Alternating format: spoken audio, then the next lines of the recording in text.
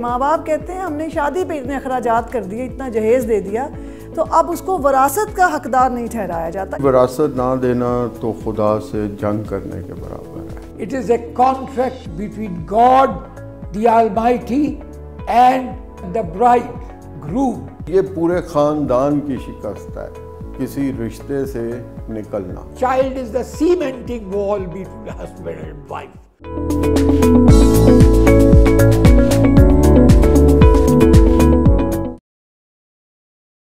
اعوذ باللہ من الشیطان الرجیم، بسم اللہ الرحمن الرحیم۔ فرینڈز آف لاء میں آج ہم آپ کے ساتھ دو بہت محترم قانون دوست شخصیات کے ساتھ حاضر ہیں۔ جس ون ٹی وی کے اس چینل پہ ہم آپ کو قانون کے ان سب ساتھیوں سے متعارف کراتے ہیں جو ہمارے ساتھ کہیں نہ کہیں اس طرح عمل کر رہے ہیں کہ وہ خود اگر قانون کے شعبے میں تعلق ڈائریکٹ نہیں رکھتے تو کہیں نہ کہیں انڈائریکٹ وہ ہمیں سرو کر رہے ہیں۔ ہمارا یہ جو موضوع ہے نکاح اور نکاح نامہ، یہ وہ کام ہے جس کو کرنا بہت اہم ہے، کیونکہ آئلی زندگی کا تعلق ہمارے معاشرے کی پہلی اکائی سے ہے، اور ہم یہ چاہتے ہیں کہ ہمارے معاشرے کی پہلی اکائی درست ہو جائے اور پورا معاشرہ قیام پذیر ہو امن کے اوپر اور انصاف کے اوپر۔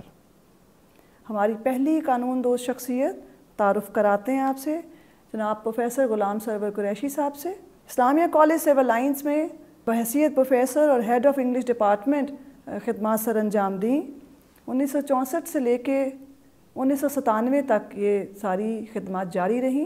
کچھ عرصہ کے لیے پاکستان ایئر فورس میں بھی اس دوران انگلش کے انسٹرکٹر کے طور پہ خدمات سر انجام دیں۔ اس کے علاوہ پروفیسر غلام سرور قریشی صاحب سب ایڈیٹر رہے اور وہ سول اینڈ ملٹری گزٹ میں بھی اپنی خدمات دیتے رہے۔ اس کے بعد جو ایک تعارف بحیثیت شاگرد کے وہ اولڈ راویئن ہیں، یعنی گورنمنٹ کالج لاہور سے تعلیم حاصل کی اور پھر یہ اعزاز بھی حاصل کیا کہ 2002 سے 2006 کے درمیان وہاں پہ وزٹنگ پروفیسر بھی رہے۔ آکسفورڈ لٹریچر کانفرنس 1990 کے درمیان جب ہوئی اور پھر ایک دفعہ 1996 میں، تو دونوں موقعوں پہ پروفیسر صاحب نے اس کو جوائن کیا۔ Member governing board D P S Model Town Lahore میں بھی 20 سال سے زیادہ خدمات دے چکی ہیں۔ ہم آپ کو اپنے آج کے اس پروگرام میں خوش آمدید کہتے ہیں، بہت شکر گزار ہیں کہ آپ نے ہمارے لیے ٹائم نکالا۔ شکریہ۔ ہمارے دوسرے جو آج کے بہت محترم مہمان ہیں، وہ جو قانون دوست شخصیت ہے، ان کا تعارف آپ کو کرانا ہے۔ ڈاکٹر شبیب حیدر سید صاحب، آپ پروفیسر ہیں شعبہ اکنامکس کے اور چیئرپرسن ہیں اس وقت فورمن کرسچین کالج یونیورسٹی ہے۔ ہمارے لیے بہت اہم شخصیت جو آج بیٹھی ہیں، یہ ڈاکٹر ہیں، پی ایچ ڈی کر رکھی ہے انہوں نے۔ ان کا جو موضوع تھا وہ economics of crime and post ڈاک انہوں نے کیا اس میں۔ اس کے بعد انہوں نے جو اکنامکس میں سوشل ایشوز ہیں اس کے اوپر بہت کام کیا۔ آپ کا جو سب سے زیادہ ریسرچ ورک ہے وہ کس کے گرد گھوم رہا ہے؟ آئلی قوانین کے حوالے سے ہم دیکھتے جائیں گے ہمیں کیسے آج خدمت دیں گے۔ کرائم، سوئسائڈ اور ٹیررزم، یہ وہ ایریاز ہیں جو پروفیسر صاحب کے خاص ریسرچ ایریاز ہیں۔ پروفیسر صاحب، ہم آپ کو خوش آمدید کہتے ہیں۔ پروگرام کے باقاعدہ آغاز کا ایک سوال ہم کرنا چاہتے ہیں جو کہ ہم متواتر کر رہے ہیں اپنے مہمان آنے والوں سے۔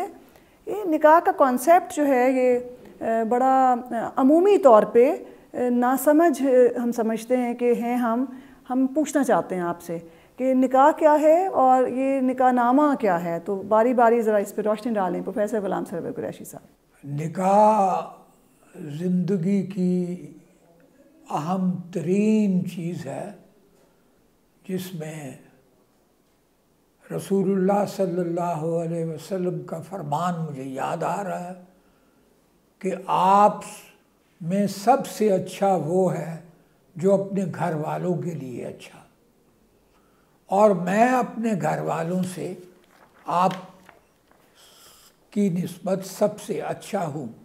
ہمارے سامنے مثال رکھی، ہم اس کو اس طرح مناتے ہیں کہ جب دلہا اور دلہن رخصت ہوتے ہیں تو قرآن پاک کے سائے میں ہوتے ہیں۔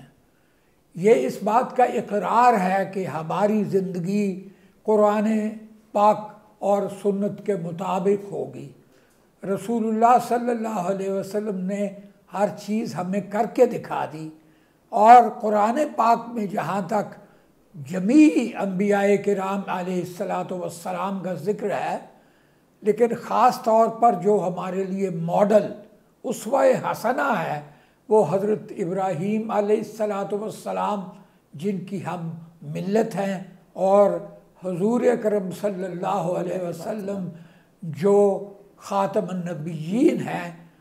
تو نکاح کے بارے میں یہ ذہن میں بات رکھنی چاہیے کہ گو ایجاب و قبول بڑی سب سے اہم بات ہے اور سب سے اہم رکن ہے اس کا، لیکن اس کے ساتھ ساتھ آپ اس کی اہمیت یہ دیکھیں کہ حجۃ الوداع کے موقع پر رسول اللہ صلی اللہ علیہ وسلم نے عورتوں کے بارے میں اور نوکروں کے بارے میں، خادموں کے بارے میں خاص طور پر تلقین کی ہے، اور یہ بھی ذہن میں رکھنا چاہیے کہ وہ مرد جو ہے اس میں قوامون کا لفظ استعمال کیا ہے اللہ تعالیٰ نے، اور وہ ہے کہ اس میں سٹیمنا زیادہ ہوتا ہے، اس لیے کچھ دوست یہ سمجھتے ہیں کہ یہ جو نکاح ہے وہ سوشل کانٹریکٹ ہے، شادی۔ اصل میں یہ سوشل کانٹریکٹ نہیں ہے، it is a contract between God the Almighty and the bride groom. اور آپ دیکھیے کہ یہ جو کانٹریکٹ ہے وہ گواہان کے دو گواہان ادھر سے لڑکے کی طرف سے اور دو لڑکی کی طرف سے ہوتے ہیں۔ اس کا مطلب یہ ہے کہ یہ سماجی بات ہے، اس میں یہ وہ تمام چیزیں شامل ہیں جن کا زندگی کے ساتھ تعلق ہے، لیکن مرد کو اللہ تعالیٰ نے اتنی پاورز دی ہیں کہ اسے ایک ایک قدم پر یہ ذہن میں رکھنا ہے کہ میں نے کل کو اللہ کے سامنے یہ جواب دینا ہے کہ کیا میں رسول اللہ صلی اللہ علیہ وسلم کے فرمان پر یہ پورا اتر رہا ہوں کہ نہیں۔ اور آپ دیکھیے، ایک میں چھوٹی سی مثال دیتا ہوں، ان لاز کے ساتھ تعلقات جو ہے آپ کے کتنے تھے؟ ویسٹرنز تو آپ کی ازواج مطہرات کی تعداد پر بڑے اعتراض کرتے ہیں، اس پر بہت کچھ لکھا گیا ہے۔ آپ ذرا اندازہ لگائیے کہ امہات المومنین کی تعداد کتنی ہے اور تمام لاز سے آپ کا کیا شعبہ ہے۔ اور آپ نے ایک نہایت ہی عمدہ بات دیکھی ہوگی کہ جب حضرت خدیجۃ الکبریٰ رضی اللہ تعالی عنہ آپ کو پیغام بھجواتی ہیں تو آپ کے کردار سے، آپ کے خصائل سے متاثر ہو کر کرتی ہیں۔ تو اس لیے مرد کو یہ ذہن میں رکھنا چاہیے کہ میں نے اپنے کیریکٹر کی سٹیمپ اس طرح لگانی ہے کہ یہ عورت میری ہو اور میری فرمانبرداری اس طرح کرے۔ اور قرآن پاک نے یہ لباس کا لفظ استعمال کیا ہے کہ آپ ان کا لباس ہے، وہ آپ کا لباس ہے۔ جس طرح آپ کے فرائض ان پر ہے، ان کے فرائض آپ پر ہیں۔ تو میں یہ بات کو جاری رکھوں گا کسی اور سلسلے کے حوالے سے بھی کہ نکاح سے پہلے کچھ باتیں ضروری ہیں کہ کمپیٹیبلٹی ضرور دیکھنی چاہیے بچے اور بچی کی جو آپ جن کی شادی کر رہے ہیں۔ اور اکثر دیکھا گیا ہے کہ بعض بچے کورٹ میں چلے جاتے ہیں اور کورٹ میرج کرتے ہیں۔ آپ یہ دیکھیں کہ ماں باپ سے زیادہ کون سی عزیز ہستی ہو سکتی ہے آپ کی، اور ماں باپ ہمیشہ اولاد کی بہتری سوچتے ہیں، اور جو رسول اللہ صلی اللہ علیہ وسلم کے فرمان کے مطابق زندگی گزاریں گے ان کی اولاد پر ان کا اثر کتنا ہوگا، ان کی تعلیم کیا ہوگی۔ اور آپ پہلے ہی ڈکلیئر کر دیتے ہیں کہ ہم کورٹ میں جا کے، کورٹ کا معاملہ اور ہو جاتا ہے۔ کورٹ اس صورت میں جاتے ہیں جب کوئی کانفلکٹ پیدا ہو جائے۔ اگر زندگی آپ کی آرام سے گزر رہی ہے اور آپ ان تمام چیزوں کو جو اسلام نے کہی ہیں آپ ان پر عمل کر رہے ہیں تو پھر آپ کو کسی قسم کی پابندی کی ضرورت نہیں ہے۔ اس لیے یہ آج کل کے نوجوان بعض اوقات اور تعلیم یافتہ اسکیپٹسزم کا شکار ہو جاتے ہیں. ہمارے متعلق تو یہ ہے کہ ذالک الدین القیم، ہمارا دین ایسا ہے کہ اس پہ گنجائش ہی نہیں ہے کسی اسکیپٹسزم کی یا شک کی. تو اس لیے ان بنیادوں پر اگر نکاح کو کیا جائے اور اپنی ازدواجی زندگی کی بنیاد رکھی جائے تو ایک بہترین معاشرہ پیدا ہوگا. اور میں یہ کہوں گا کہ اتنی ڈیفیکلٹیز، اتنی مشکلات کے باوجود ایک صحرا ابھی بھی ہمارے سر ہے، وہ ہے ہماری خاندانی روایات، ہماری خاندانی زندگی.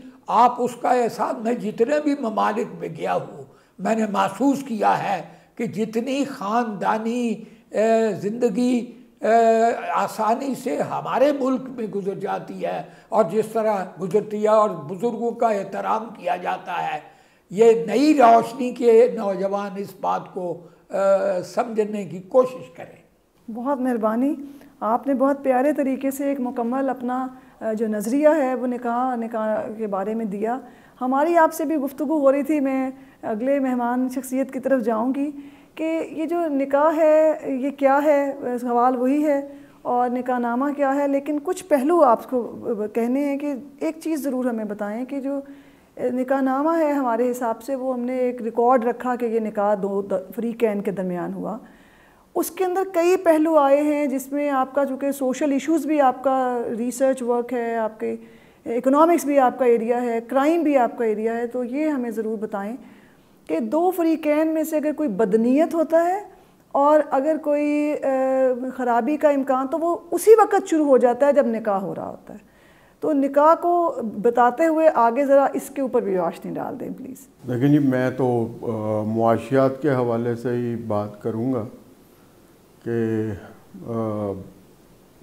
Marriage is a marriage market, اور ہم دیکھتے ہیں کہ لڑکی والے اور لڑکے والے کچھ مخصوص خصوصیات کے حامل لوگوں سے رشتہ کرنا چاہتے ہیں. اب ایسی صورت میں لڑکی میں کیا خصوصیات ہیں، لڑکے میں کیا خصوصیات ہیں، اور ان کے خاندانوں کی کیا خصوصیات ہیں. اب دو فریقین ہیں، وہ کسی چیز پہ متفق ہوتے ہیں اور نکاح نامہ لکھا جاتا ہے. پہلے زمانے میں لوگ زبانی باتوں کو بھی یاد رکھتے تھے، اعتبار کرتے تھے، اور بدعہدی کا شکار ہونے سے بچتے تھے. وقت گزرنے کے ساتھ ساتھ آپ یہ سمجھ لیں کہ خوف خدا جو ہے اس میں کمی کی وجہ ہے یا انسان کی اپنی خواہشات کا زور ہے کہ فریقین جو ہیں جب نکاح نامے میں جتنی بھی ضروری چیزیں ابھی تک شامل کی گئی ہیں ان میں میرے خیال سے سب سے اہم چیز جو ہے وہ حق مہر ہے. سب سے زیادہ پرابلم جو ہے وہ اسی شک پہ آتی ہے. اب ایک تو قانون خدا ہے اور ایک ہے قانون زمین یا لا آف لینڈ جسے ہم کہتے ہیں. پہلی صورت میں تو پروفیسر صاحب نے مجھ سے پہلے بہت بہتر طریقے سے بیان کر دیا ہے. دوسری صورت جو میرے سامنے ہے کہ ہم نکاح نامہ ابھی تک جو اس کا فارم چل رہا ہے ہم تو ابھی اس کو بھی مکمل طور پہ کمپلیٹ نہیں کرتے، اور کوشش یہ ہوتی ہے کہ اس وقت شادی کے دباؤ میں اور اخلاقی اور معاشرتی دباؤ میں ہم آ کر اس کو کوشش کرتے ہیں کہ اس کو کم از کم اہمیت دی جائے. حالانکہ یہ ایک طریقہ کار جو خاندانی اور آئلی قوانین میں مقرر ہے کہ ہم اسے مکمل طور پہ کمپلیٹ کریں، تاکہ کسی بھی نزاعی صورتحال میں جب خاندان اور معاشرہ جو ہے اس پرابلم کو سولو کرنے میں ناکام رہیں اور شادی جو ہے وہ کسی ناکامی کی صورتحال میں جائے تو وہ معاہدہ سب سے اہم ہو جاتا ہے۔ پہلا جو اس میں حق مہر کا ہے، یہ حکم الہی بھی ہے اور اسے قانونی حیثیت بھی اب حاصل ہے۔ تو اس سلسلے میں دونوں لوگ اپنی معاشی اور مالی حالت کے متعلق بتائیں گے اور اسی لحاظ سے اس کو طے کیا جائے۔ نہ یہ اتنا کم ہونا چاہیے کہ جو کوئی شخص جو ہے وہ کسی بھی اس معاہدے سے پھر سکے، اور نہ یہ اتنا زیادہ ہونا چاہیے کہ کوئی شخص اسے کبھی ادا ہی نہ کر پائے۔ بہت پیاری بات۔ دوسری جو چیز ہے کہ ابھی تک ہمارا نکاح نامہ جو ہے وہ اتنے سال پرانا، 58 سال ہو گئے، 58 سال ہو چکے، تو معاشرتی اور معاشی تبدیلیاں بہت آ گئی ہیں۔ اب اس کو تبدیل ہونا چاہیے۔ اس کی وجوہات میں سب سے اہم وجہ جو ہے جس میں دونوں میں سے کوئی پارٹی بھی جب عدالت میں جاتی ہے تو عدالت بہت ساری چیزوں کے ثبوت تحریری طور پہ مانگتی ہے۔ بالکل صحیح۔ اب وہ ملتے نہیں ہیں ابھی، اور وہ تحریری ثبوت کبھی بھی لکھے گئے نہیں ہوتے۔ جب شادی ہونے لگتی ہے، چاہے وہ لو میرج ہو چاہے وہ ارینج میرج ہو، تو ہر فیملی یا لڑکا اور لڑکی وہ بہت گڈی سا رول پلے کرنے کی کوشش کرتے ہیں، اور یہ جو بیہیویئر ہوتا ہے یہ زیادہ عرصے تک وہ قائم نہیں رہ سکتا۔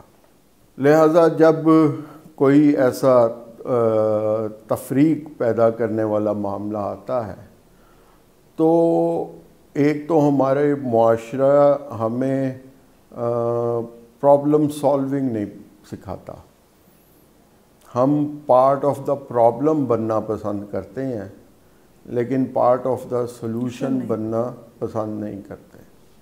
جب بھی کوئی ایسا معاملات ہوتا ہے تو جو میرے خیال سے سب سے زیادہ دقت پیش آتی ہے وہ یہ آتی ہے کہ لوگ واقعات اور حالات کو اپنی اپنی صورت میں اس کی تشریح کرتے ہیں، لیکن جو ہارڈ کور فیکٹس ہیں وہ چھپا لیے جاتے ہیں، اور کیونکہ وہ کبھی تحریر میں آئے ہی نہیں ہوتے۔ مثال کے طور پر اگر میاں بیوی میں بھی کوئی لین دین ہے، جیسے حق میں لکھا گیا ہے وہ ادا ہوا ہے، تو وہ تحریری شکل میں ہونا چاہیے، ایک معاہدے کی شکل میں ہونا چاہیے، تاکہ خدا نخواستہ آئندہ کبھی کوئی ایسی تفریق پیدا ہو دونوں میں تو اس کا ثبوت ہونا چاہیے، اور کس طرح دیا گیا، کس وقت دیا گیا، کس شکل میں دیا گیا۔ بالکل، اور اس کا باقاعدہ تحریری ریکارڈ جو ہے وہ بھی ہونا چاہیے۔ دوسری طرف خواتین کی صورت میں جہیز دیا جاتا ہے، لیکن نہ تو جہیز دینے والے کے پاس کوئی تحریر موجود ہے، بالکل درست، اور نہ وصول کرنے والے کے پاس موجود ہے، کیونکہ جب یہ رشتہ کسی نزاع میں جائے گا، جب کسی عدالت میں جائے گا، کیونکہ اکثریتی لوگ اپنے آپ کو حق پہ سمجھتے ہوئے عدل اور احسان کرنے کی بجائے وہ یہ سمجھتے ہیں کہ جیسے رشتہ ٹوٹنا یا چھوڑنا یہ کوئی دشمنی پیدا ہو گئی ہے، انا بہت ہے، انا بہت ہے۔ اور اس کی تسکین کے لیے وہ چاہتے ہیں کہ تا حیات دوسرے شخص کو ذلیل کریں، اسے معاشی طور پہ تکلیف دیتے رہیں، اور وہ اسے حظ اٹھاتے ہیں، اس سے تسکین حاصل کرتے ہیں کہ دوسرا شخص تکلیف میں ہے۔ اور دونوں میں سے جو بھی کسی لحاظ سے طاقتور ہوتا ہے وہ دوسرے کو زیادہ سے زیادہ تکلیف پہنچانے کی کوشش کرتا ہے۔ تو میرے خیال سے ان ساری صورتحال میں جو بھی میاں اور بیوی کے ساتھ جہیز کے ساتھ اور باقی حق مہر اور دیگر لین دین کے ساتھ اس کا باقاعدہ طور پہ ریکارڈ ہونا چاہیے، اور اس میں کوئی بری بات نہیں ہے کہ بیوی اگر مرد سے خرچہ لیتی ہے تو وہ بھی تحریراً کر دے، بالکل صحیح، اور اگر نہیں دیا جاتا تو وہ بھی لکھا جائے۔ تو ایسی صورت میں ہماری عدالتوں کا کام بہت آسان ہو جائے گا، اور دوسرے لحاظ سے ہمارے خاندانی جو نزاعی معاملات ہیں ان کا حل جلد از جلد نکل آئے گا۔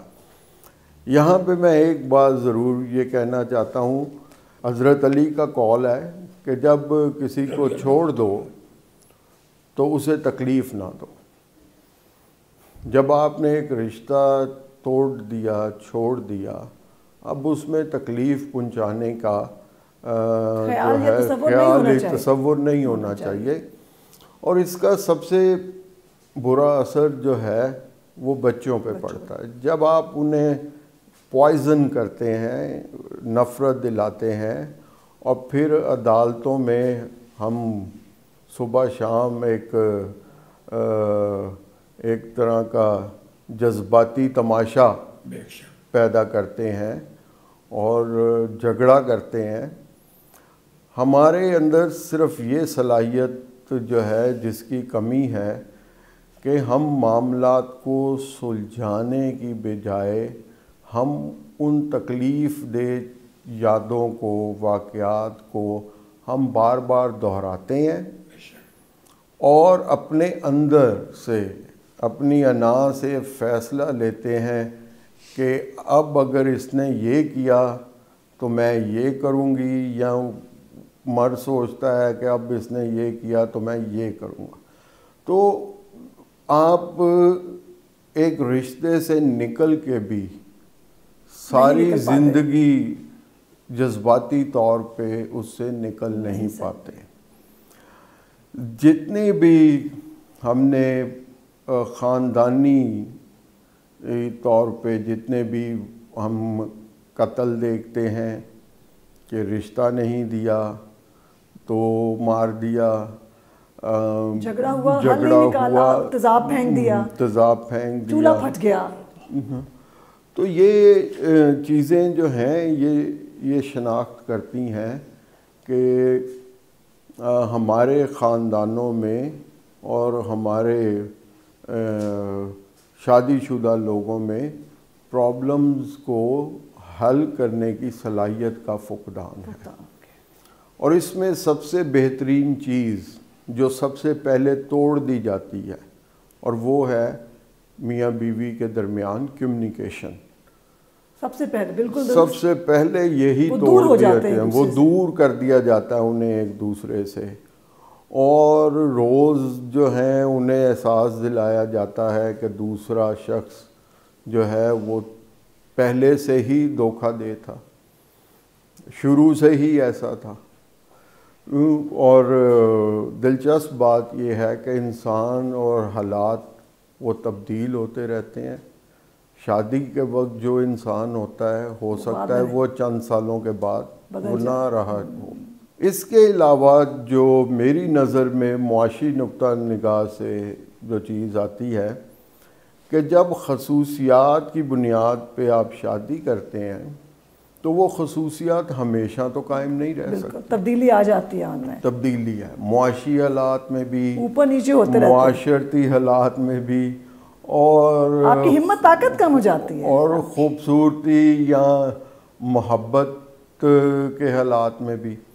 تو اس صورت میں جو مسائل پیدا ہوتے ہیں کہ کوئی ایک شخص یہ سمجھنا شروع کر دیتا ہے کہ آئی ڈیزرو بیٹر، کہ مجھے جو یہ خاتون سے شادی ہوئی ہے یا اس مرد سے شادی ہوئی ہے، اس سے بہتر بھی کچھ ہو سکتا، مجھے تو اس سے بہتر کچھ ہو سکتا تھا، اور اب مجھے اس رشتے سے کسی نہ کسی طرح باہر نکلنا ہے۔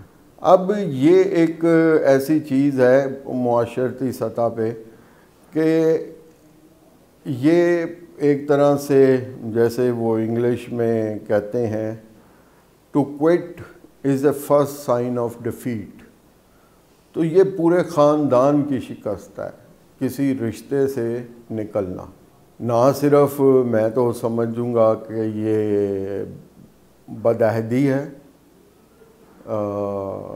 اپنے جو معاہدہ کیا ہے دوسرے سے، اور اگر ناگزیر وجوہات سے نکلنا بھی پڑے تو اللہ تعالیٰ نے تو یہی فرمایا ہے کہ احسان کرو۔ بے شک۔ تو اب دونوں میں سے احسان کون کرتا ہے، عدل کون کرتا ہے، اور تکلیف کون پہنچاتا ہے، اس کا حل جو ہے، میں اس بات پہ بات ختم کروں گا، خاندانی اور معاشرتی مسائل کا حل عدالتوں کے پاس نہیں ہے۔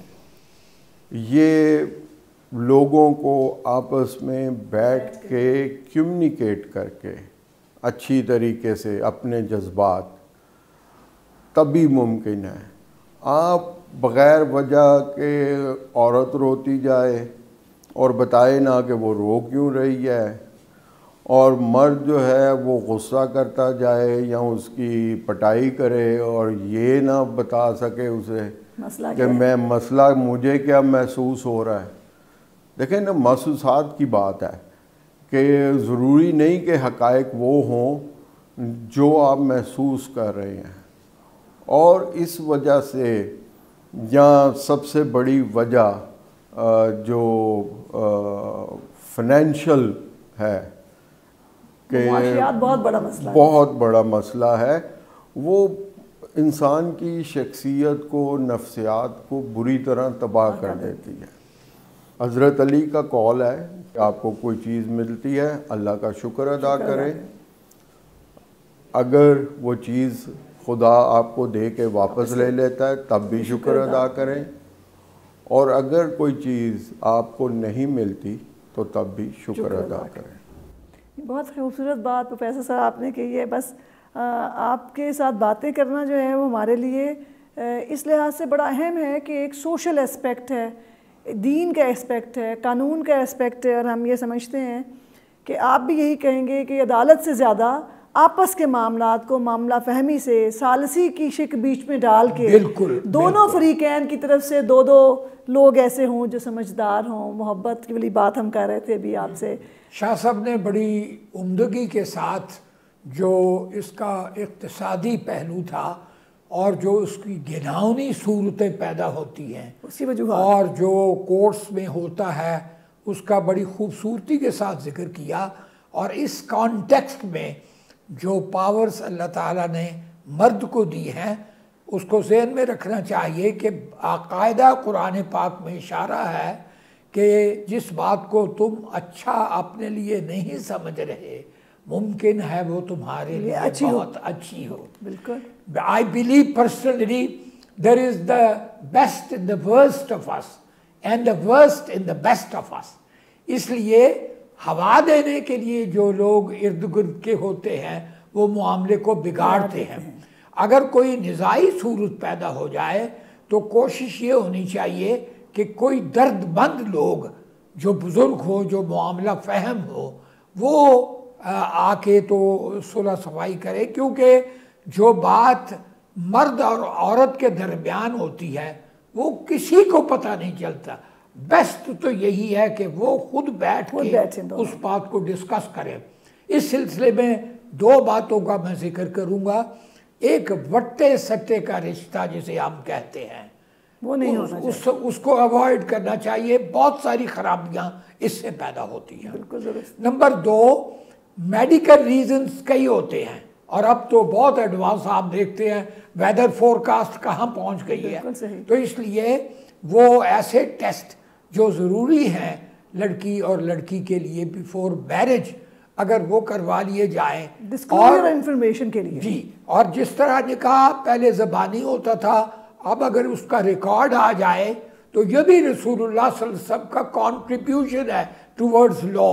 جس طرح FIR ہے اس طرح یہ بیس کرتی ہے اس بات پر کہ ریکارڈ پر فیصلہ کیا جائے. اس لیے اگر وہ ریکارڈ میں آ جائے چیز تو میرا خیال ہے کہ بہترین ہوگا. تو اس لیے ان چیزوں کو اگر ان سے فائدہ اٹھایا جائے اور ان کو اگر بہتر صورت دی جائے تو ہمارے معاشرے میں وہ اسٹرنگتھ پیدا ہوگی جس کا ہم تصور نہیں کر سکتے. رسول اللہ صلی اللہ علیہ وسلم کی ذہن میں یہ بھی بات رکھیں کہ جہاں تک بیوی کا تعلق ہے اس کا اپنا شعبہ ہے. اگر وہ اپنے شعبے کی بات صحیح کر رہی ہے تو خاوند کو ماننی چاہیے. لیکن دوسرے لوگ کہتے ہیں لو جی تھلے لگ گیا بیوی نے. اب اس قسم کی باتوں سے ہمیں باہر نکلنا چاہیے. صلح حدیبیہ کے وقت دیکھیے گا کس طرح رسول اللہ صلی اللہ علیہ وسلم نے فرمایا اپنے احرام اتار دو, تو صحابہ کرام کو تأمل ہوا تو کس طرح آپ کی ازواج مطہرات وہ عظیم سلوہ رضی اللہ تعالیٰ عنہ نے, آپ نے خیمے کے اندر رسول اللہ صلی اللہ علیہ وسلم سے فرمایا آپ اپنا احرام اتار دے. جب آپ نے اتار دیا صلی اللہ علیہ وسلم تو صحابہ کرام کے سوا کوئی چارہ نہیں تھا, اب کوئی گنجائش نہیں تھی. اور اسی طرح آپ دیکھیں کہ ام حبیبہ رضی اللہ تعالیٰ عنہ جب مدینہ شریف میں آتے ہیں سفیان تو والد ہیں ان کے, تو رسول اللہ صلی اللہ علیہ وسلم کے بستر پر وہ بیٹھتے ہیں تو آپ نے فرمایا آپ یہاں نہیں بیٹھ سکتے, آپ ادھر بیٹھیے. ذرا ملاحظہ فرمائیے کہ کتنی کیریکٹر کی سٹیمپ ہے بیوی پر. تو اس لیے مرد کو ذہن میں ہونا چاہیے کہ جہاں اس کو اتنی پاورز ہیں وہاں اس کو اللہ کے سامنے جواب دینا ہے. اور ہمارا جو تعلق ہے بواسطہ رسول اللہ صلی اللہ علیہ وسلم اللہ کے ساتھ, تو پہلے ہم نے حضور کو جواب دینا ہے صلی اللہ علیہ وسلم. ان چیزوں کو اگر ذہن میں رکھیں اور ان میڈیکل جو میں نے ذکر کیا ہے ان چیزوں کو ذہن میں رکھیں تو بہت ساری خرابیوں کا ازالہ ہو جائے گا. بہت بڑا مسئلہ یہ ہوتا ہے کہ اولاد کوئی نہیں ہے, لڑکا لڑکی نہیں ہے, تو چائلڈ از دا سیمنٹنگ وال بٹوین ہسبینڈ اینڈ وائف. تو اس لیے کئی میں نے دیکھے ہیں کہ نہیں بھی اولاد ہوئی تو وہ ساری عمر بیوی کے ساتھ بڑا خوش و خرم گزارتے ہیں. اور کئی ایسے دوست ہیں جن کے کئی میں ایسے کیسز میرے ذہن میں ہیں کہ 10-12 سال کے بعد بچہ پیدا ہوا, اللہ تعالیٰ نے یہ اس کی مرضی, جس کو بیٹے دے, جس کو مرضی بیٹیاں دے, جس کو مرضی دونوں دے, جس کو مرضی کوئی بھی نہ دے. بے شک. تو اس لیے یہ اپنی زندگی شاکر رہ کر گزارنی چاہیے اور اپنی ازدواجی زندگی میں ذرہ بھر کسی قسم کی آنچ نہیں آنے دینے چاہیے. بالکل, بہت مہربانی. میں پروفیسر صاحب ایک چیز آپ سے پوچھتی چلوں کیونکہ اکنامکس کا ایک پہلو تو ہم نے کہا کہ حق مہر کے حوالے سے بڑا اہم ہے, دوسرا وراثت کے معاملے میں بڑا اہم ہے. کئی جگہوں پہ یہ کہا جاتا ہے کہ بیٹی کے اوپر اتنا حق مہر اس کو خاوند کی طرف سے مل گیا, یا ہم نے شادی پہ, ماں باپ کہتے ہیں ہم نے شادی پہ اتنے اخراجات کر دیے, اتنا جہیز دے دیا, تو اب اس کو وراثت کا حقدار نہیں ٹھہرایا جاتا. یہ بہت اہم پہلو ہے, تھوڑا اس پہ روشنی ڈال دیں کیونکہ پروفیسر صاحب ایک بات ابھی ہو رہی تھی کہ law is based on the spirit of the law. تو ہم اس میں کہاں تک پہنچے ہیں کہ کوئی ایسا قانون ہم سامنے لائے ہوں؟ اگر اجازت ہو تو حضرت امام ابو حنیفہ فرماتے ہیں کہ دل تو میرا یہی چاہتا ہے کہ وراثت میں عورت کا اتنا ہی حصہ ہو جتنا ہو, لیکن خدا نے ایسا کیا ہے تو اس لیے اس کے حکم کے آگے سر مسجود. جی سر. پروفیسر صاحب کی بات آگے بڑھاتے ہوئے کہ جب سورہ نساء میں اور یہ صاف طور پہ کہہ دیا گیا ہے تو پھر وراثت نہ دینا تو خدا سے جنگ کرنے کے برابر ہے۔ بالکل بالکل، کہ جب واضح الفاظ میں یہ کہہ دیا گیا ہے کہ آپ نے یہ کرنا ہے تو یہاں تو پھر آپ اپنے آپ کو مسلمان کہلانا چھوڑ دیں، اور یہاں پھر جو قرآن میں آپ کو ہدایت دی گئی ہے آپ اس پہ پوری طرح عمل کریں۔ رہی بات جہیز کی، تو اگر آپ اتنے ہی کاروباری انداز میں اپنی بیٹیوں کو جہیز دینے میں اور یا مانگنے والوں کو دیکھتے ہیں تو پھر اس طرح کریں کہ اس وراثت میں سے آپ اس کے جو جہیز ہے اس کی قیمت وصول کر لیں، اگرچہ یہ کاروباری انداز ہے، لیکن اگر آپ اسی کاروباری انداز سے سوچ رہے ہیں تو آپ ایسا کر لیں۔ دوسری صورت یہ ہے کہ کیا آپ انصاف کرنا پسند کریں گے، عدل کرنا پسند کریں گے یا احسان کرنا پسند کریں گے؟ تو اگر آپ احسان کریں گے تو قربت الہی ہے اور خدا کے حکم کی بجاوری ہے۔ اور دوسری، اگر میں دنیاوی لحاظ سے بھی دیکھوں تو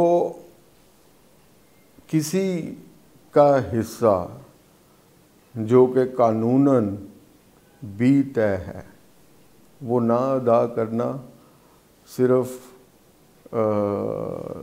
لا آف گاڈ کی وائلیشن نہیں ہے، وہ لا آف لینڈ کی بھی وائلیشن ہے۔ اور یہ کہنا کہ رشتہ داری ہے اور ہم نے اتنا خرچ کیا اور ہم نے یہ کیا، ہم نے وہ کیا،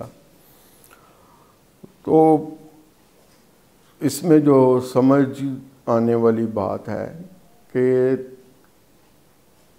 کاروباری ذہنیت کے لوگوں کے لیے پیسے اور خاندان میں کنفلکٹ ہمیشہ ہی آتا ہے۔